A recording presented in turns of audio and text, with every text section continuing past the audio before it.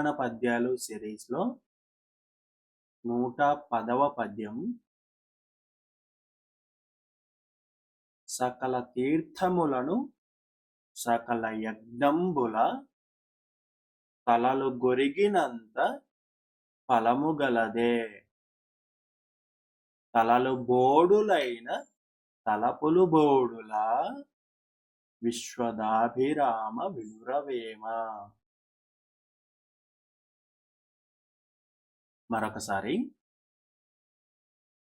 సకల తీర్థములను సకల యజ్ఞంబుల తలలు గొరిగినంత ఫలము గలదే. తలలు బోడులైన తలపులు బోడుల విశ్వదాభిరామ వినురవేమ.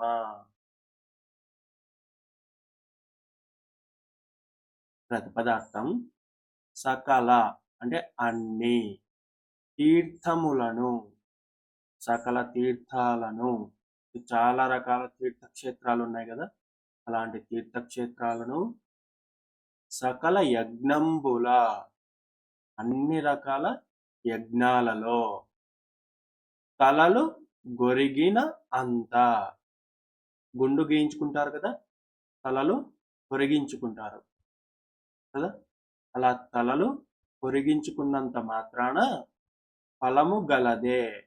ఫలము ఉంటుందా, ప్రయోజనం ఉంటుందా?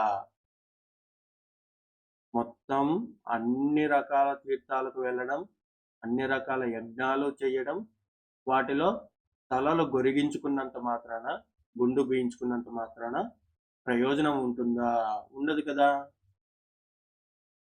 తలలు బోడులైన, తలలు బోడిగుండులైనా తలపులు బోడులా, మన మనసులో ఉన్న తలపులు అంటే ఆలోచనలు బోడులా, అవి వెళ్ళిపోతాయా?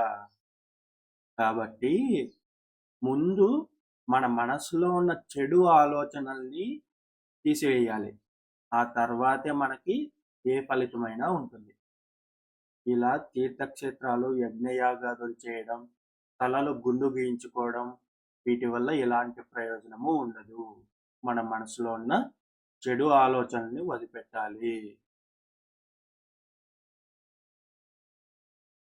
భావం: తీర్థాలకు వెళ్ళడం, యజ్ఞాలు చేయడం, తల గుండు గీయించుకోవడం, ఇలాంటి వాటి వల్ల ప్రయోజనం లేదు.